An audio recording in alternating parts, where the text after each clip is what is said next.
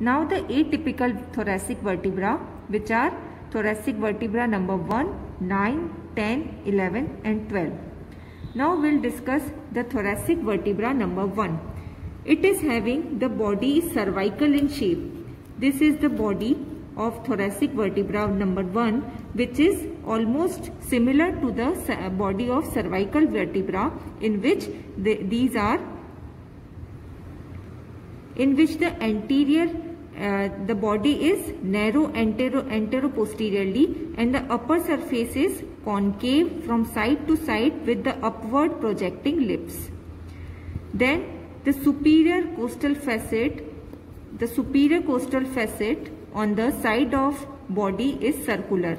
So the superior process is circular and the deep one is the demi-facet. So like this, upper one is the circular facet and the lower one is demi-facet, and the spine is horizontal long.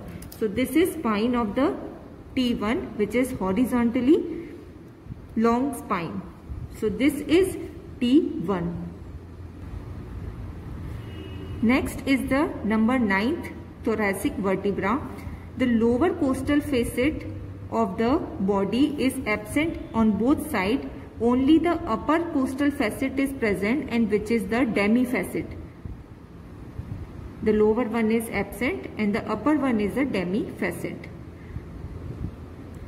Now number 10th thoracic vertebra, we are seeing that there is a large superior costal facet which is semilunar or oval on the side of the body, which encroaches to the upper part of pedicle. So this is the number 10th vertebra, in which there is a oval facet, superior oval facet, which reach to the upper anterior part of the pedicle.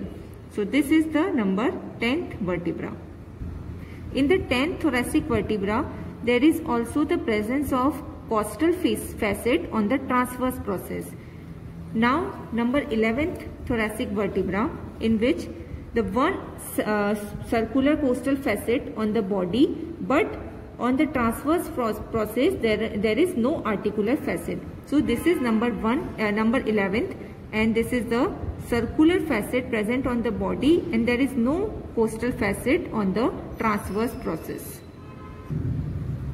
Now number 12th thoracic vertebra, it resembles the L1 vertebra and the transverse processes, which are small and having 3 tubercles, that is superior, inferior and lateral tubercle, but no articular facet is present on the transverse process. Then the articular facet on the body is reached to the pedicle. It present on the pedicle part. Then the shape of the body is similar to the lumbar vertebra.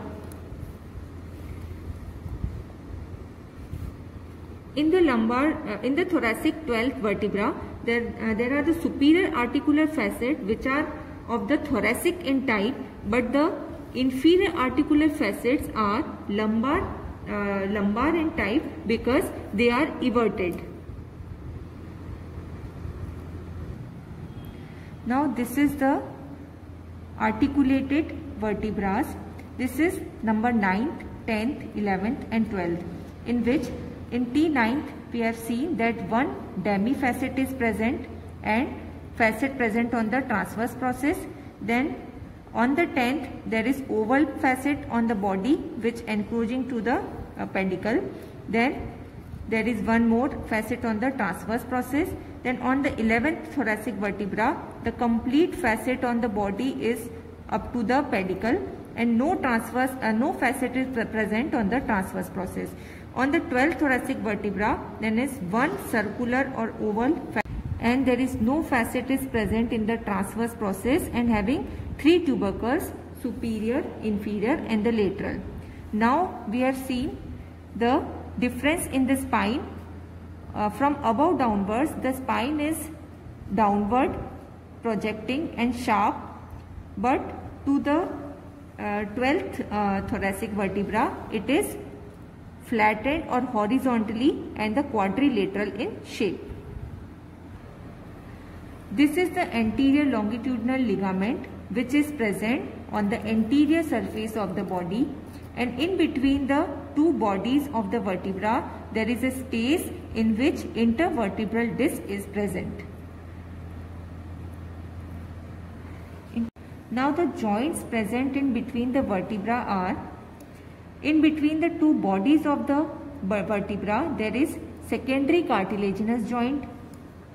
Then in between the inferior and superior articular facets there is a plain synovial joint.